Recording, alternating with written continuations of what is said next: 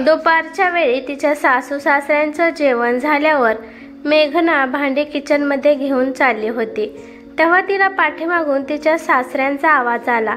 सुनबाई, आजचं जेवण खूपच छान झालं होतं. पोटाबरोबर मनसुद्धा आज भरलं आहे. जर एवढ्या चांगल्या जेवणानंतर मला काल तू बनवलेले 2 गुलाबजामुन दिले तर खूपच मज्जा येईल. हे ऐकल्यानंतर मेघना रागातच किचनमध्ये गेली आणि रागात तिने गुलाबजामुनचा डब्बा आपल्या सासऱ्यांच्या पुढे डायनिंग टेबलावर मोठ्याने आदळला. तरी पण सासरे तिला काही सुद्धा म्हणाले नाही आणि त्यानंतर मेघना तिच्या बेडरूममध्ये जाऊन बसली. या घरात मला काय समजलं आहे? मी तर या घरात सगळ्यांसाठी एक मोलकरीण आहे. शेवटी मी पण एक माणूस आहे. असा विचार करता करता मेघनाला तिच्या मैत्रिणीचं बोलणं आठवू लागलं. म्हणजेच आजचीच गोष्ट आहे. आज सकाळी मेघनाची मैत्रीण प्रीती आली होती. प्रीती सासू सासऱ्यांपासून वेगळी राहत होती. एवढेच नाही तर नवऱ्यासोबत भांडण करून सुद्धा प्रीती वेगळं राहत होती आणि एक मोठ्या कंपनीमध्ये प्रीती काम करत होती. तिच्या म्हणण्यानुसार ती खूप परफेक्ट आयुष्य जगत आहे. ज्यावेळी प्रीती मेघनाला भेटायला आली होती तेव्हा सकाळचे 10 वाजले असतील आणि अर्थातच त्यावेळेस घरातल्यांचा नाश्त्याचा टायमिंग होता. त्यामुळे मेघना सगळ्यांसाठी खूप पटापटा नाश्ता चहा वगैरे बनवत होती आणि सगळ्यांना प्रेमाने देत पण होती. मेघना आपल्या मैत्रिणीसोबत काही वेळ घालवण्यासाठी तिने पटपट किचनमधलं काम केलं आणि चहा आणि नाश्ता घेऊन प्रीतीपाशी येऊन बसली. तर मग प्रीती, कसं चालू आहे तुझ्या ऑफिसमधलं काम? सगळं व्यवस्थित आहे ना? तेव्हा प्रीती तोंड वाकडं करत मेघनाला म्हणाली की अगं मी नंतर सांगते, आधी तुझं सांग मला. अगं मेघना, तुला कळत नाही का तुझ्यासोबत जे घडत आहे ते चुकीचं आहे? प्रीतीचं बोलणं मेघनाला काही समजलं नाही. मेघना, तू काय म्हणत आहे मला काही समजत नाही. प्लीज मला समजल असं स्पष्ट शब्दात सांग. अगं मेघना, तू खूप भोळी भाबडी गरीब आहेस. तू चांगल्या परिवारामधून आली आहे, शिवाय शिक्षण पण चांगलं झालं आहे. तरी पण तू सासरच्यांची मोलकरीण का बनली आहेस? तेव्हा मेघना आश्चर्यचकित झाली आणि म्हणाली की अगं प्रीती, तू हे काय बोलत आहे? मी माझ्या सासरी मोलकरीण कधी बनली आहे? अगं हे तर माझंच घर आणि परिवार आहे. खूप प्रेम करणारा नवरा मिळाला आहे मला आणि सासू सासरे तर मला एवढे प्रेम करत आहेत की जेवढे ते त्यांच्या मुलीवर सुद्धा करत नसतील. या घरात मला लक्ष्मीचा दर्जा दिला जातो, म्हणूनच मी सासरच्यांना एवढं प्रेम करते. अगं मेघना, तुला फक्त या घरातील गृहलक्ष्मी म्हणून तुला मूर्ख बनवलं आहे. अगं ते तुला त्यांच्या पोटावर नाचवत आहेत आणि तुला वाटत आहे की तुझी या घरात खूप किंमत आहे. तू फक्त या माणसांसाठी एक मोलकरीण आहेस.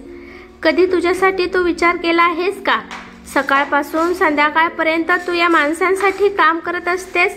मग तुझी पण एखादी लाईफ आहे का नाही? का दुसऱ्यांसाठीच आयुष्यभर झटणार आहे, दुसऱ्यांचीच काळजी घेणार आहे? तू तुझ्याबद्दल कधी विचार करणार आहे? अगं गोड गोड बोलून तुझ्याकडून हे सगळे काम करून घेत आहेत. जर तू तुझ्यासाठी आताच काही नाही बोलली तर तुला परत पश्चाताप होईल. तू पण सांग तुझ्या सासरच्या माणसांना की तू पण आजकालच्या शिकलेल्या मुलीपैकी एक मुलगी आहे. तुमची मी मोलकरीण नाही जे दिवसभर तुमच्या मागे पुढे करील. कधीतरी स्वतःसाठी वेळ काढून बाहेरची दुनिया सुद्धा बघ. अगं मेघना, शॉपिंग करण्यासाठी जा, नवीन स्टाईलचे कपडे घाल, तुझ्या मैत्रिणींसोबत पार्टीला एन्जॉय करण्यासाठी फिरायला जात जा. मला बघ, मी आजकालच्या मुलीसारखी कॉन्फिडन्स मुलगी आहे. सासरच्यांनी मला पाण्यात ढकलण्याचा प्रयत्न केला, परंतु मी पोहत पोहत किनारी आली आहे आणि त्यानंतर मी माझ्या परीने आयुष्य जगण्याचा विचार केला आणि माझा नवरा पण त्याच्या मनानुसार वागण्यासाठी माझ्यावर प्रेशर टाकत होता. त्यामुळे त्यापासून सुद्धा मी सगळे नाते तोडून टाकले आणि आज मी माझ्या इच्छेने जगत आहे आणि खूप संतुष्ट पण आहे. त्यासाठी मी तुला हे सांगत आहे की या माणसाच्या गोड बोलण्यावर जाऊ नकोस, नाहीतर तू तुझं आयुष्य खराब करून घेशील. प्रीतीचं मैत्रिणीचं बोलणं ऐकल्यानंतर मेघना मजबुरीने विचार करू लागली। आता तिला जे पॉझिटिव्ह वाटत होतं ते सगळं निगेटिव्ह वाटू लागलं। तिला तिच्या सासू-सासऱ्यांचं प्रेम, नवऱ्याचं प्रेम सगळं खोटं खोटं दिसू लागलं। पण तिने स्वतःला सांभाळलं आणि प्रीतीला म्हणाली की अगं प्रीती, हे बोलणं सोड, आपण खूप दिवसानंतर भेटलो आहे तर एन्जॉय करू। त्यावेळेस मेघनाने प्रीतीच्या बोलण्याकडे दुर्लक्ष केलं, पण प्रीतीचा एक एक शब्द मेघनाच्या डोक्यात आणि हृदयात हळूहळू चालला होता। मैत्रिणीचं बोलणं ऐकल्यानंतर मेघनाला खरंच असं वाटू लागलं की सासरचे माणसे माझा फक्त फायदा घेतात आणि त्यांच्या नजरेत माझी फक्त एक मोलकरीण आहे म्हणून इज्जत आहे। थोड्या वेळानंतर प्रीती म्हणाली, ठीक आहे मेघना, मी आता जाते। अगं खूप दिवस झालं मी ब्युटी पार्लरला गेली नव्हती, त्याचं काय आहे ना, मी माझी पूर्णपणे काळजी घेते। आणि प्रीतीने एक तिरका कटाक्ष मेघनाकडे टाकला आणि ती बॅग घेऊन निघाली। पण जाता जाता ती मेघनाला म्हणाली, कदाचित मेघना, माझ्या बोलण्यावर तुला राग आला असेल, पण मी जे म्हणाले त्याच्यावर एकदा विचार कर। आपल्या मैत्रिणीचे बोलणं ऐकल्यापासून मेघनाच्या स्वभावात बदल झाला होता। विचार करत होती तेव्हा तिला आवाज आला, सुनबाई, जरा माझा चष्मा आणून दे, चष्म्याशिवाय मला पेपर वाचता येत नाही। तेव्हा मेघना खूप मोठ्या आवाजात म्हणाली की हे बघा बाबा, माझ्याकडे तुम्हाला चष्मा देण्यासाठी वेळ नाही, त्यामुळे थोड्या वेळाने पेपर वाचा। पेपर वाचल्याशिवाय तुम्हाला करमत नाही का? आपल्या सुनाकडून असं उत्तर येईल असं जतीनरावांना कधीच वाटलं नव्हतं, कारण नेहमी मेघना हसत खेळत काम करत होती। तिच्या असल्या वागण्यावर सासूबाई सीताताई पण आश्चर्यचकित झाल्या, पण कोणीच तिला काही म्हणाले नाही। पण थोड्या वेळाने सीताताई मेघनापाशी गेल्या आणि प्रेमाने म्हणाल्या की मेघना बाळा, काय झालं आहे? तुला कशाचं टेन्शन आहे का? किंवा तुझी तब्येत ठीक नाही का? पण मेघनाला वाटलं की सासूबाई माझ्या एकटेपणाचा फायदा घेऊन मला गोड बोलत आहेत। त्यामुळे मेघना त्यांच्यावर ओरडत म्हणाली की नाही नाही, मला कशाचं टेन्शन असणार, कारण तर मी इथं तुमच्या सगळ्यांचं टेन्शन दूर करण्यासाठी बसली आहे, तर मग मला कुठून टेन्शन येणार आहे? तुम्ही इथून जावा आणि तुमच्या खोलीत जाऊन आराम करा। तुमची कामवाली बाई मी तर आता आराम करत आहे। सीताताईला अजून काही बोलणं त्यांना व्यवस्थित वाटलं नाही, त्यामुळे त्या शांतपणे तेथून उठल्या आणि निघून गेल्या। संध्याकाळच्या वेळी मेघनाने वेगळी भाजी बनवली नाही, दुपारची जी होती तीच भाजी सगळ्यांसमोर मांडली। तिच्या नवऱ्याला कळाले की ही भाजी दुपारची आहे, त्यामुळे तो तिला म्हणाला की अगं मेघना, दुपारचीच भाजी दिली आहे, आता काही बनवलं नाही का? ते आपल्या नवऱ्यावर रागवत म्हणाले की मला सारखी सारखी वेगळी भाजी बनवता येत नाही, जर खायचे असेल तर खावा, नाही तर जाऊन झोपू शकता। हे बघा, मी आजपासून सगळ्यांसाठी वेगवेगळी भाजी बनवत बसणार नाही।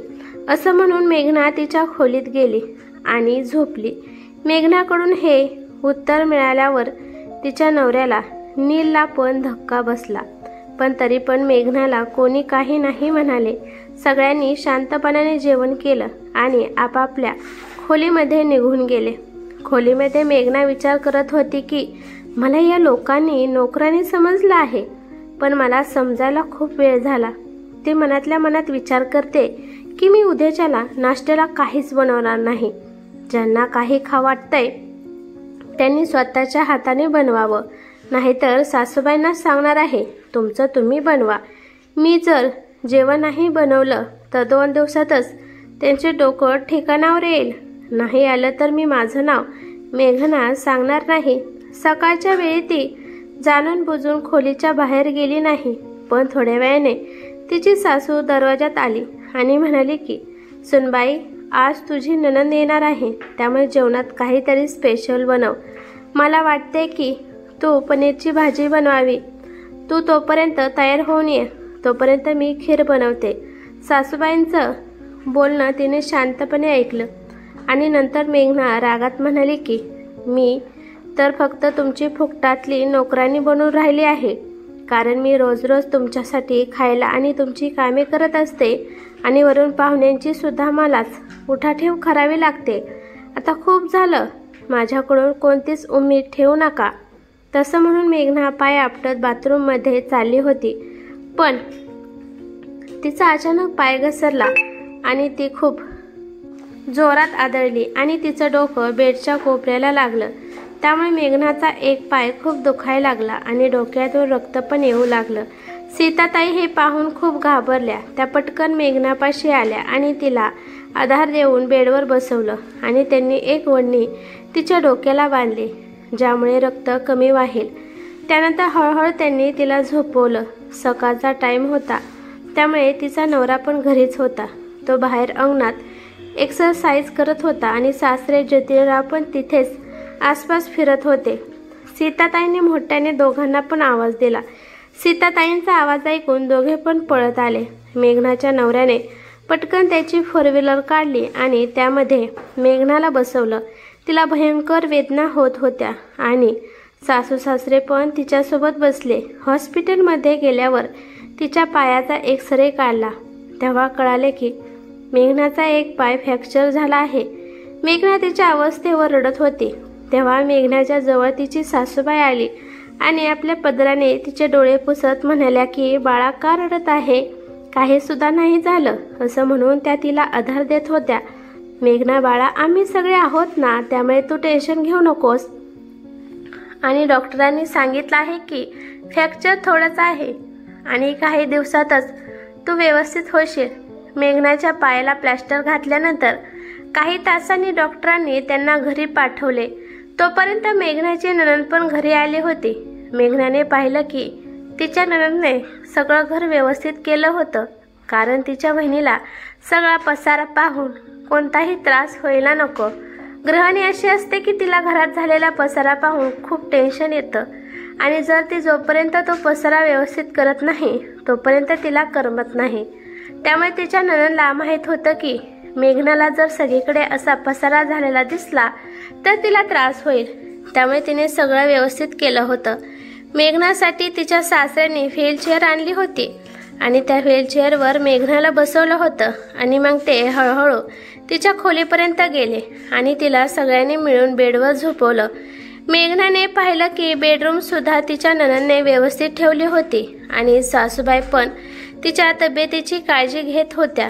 तिला औषध पाणी सुद्धा वेळेवर देत होत्या आणि तिने तिच्या सासऱ्यांकडे पाहिलं तर तिचे सासरे तिच्यासाठी सफरचंद कापत होते। नणंदने मेघनाला तिच्या तब्येतीबाबत विचारले।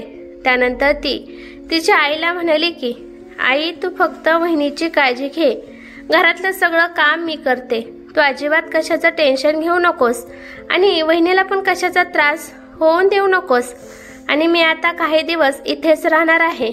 मी 2 दिवसांनी जाणार होती, पण वहिनीची तब्येत पाहून मी लवकर जाणार नाही।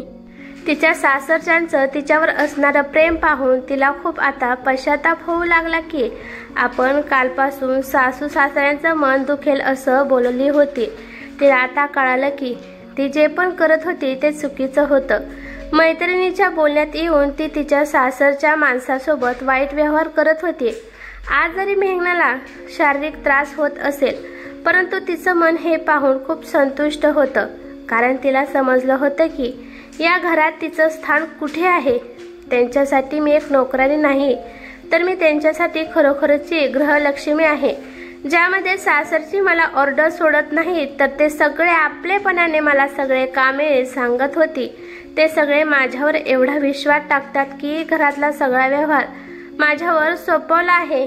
यानंतर मेघनाने असा निश्चय केला होता की आजपासून ती कोणाच्या बोलण्याला भुलून स्वर्गासारख्या घराला तोडण्यासाठी आता प्रयत्न करणार नव्हती। मेघना हा विचार करतच होती, तेव्हा तिने पाहिलं की तिचे सासरे तिच्यासाठी एका ताटात जेवण घेऊन आले होते।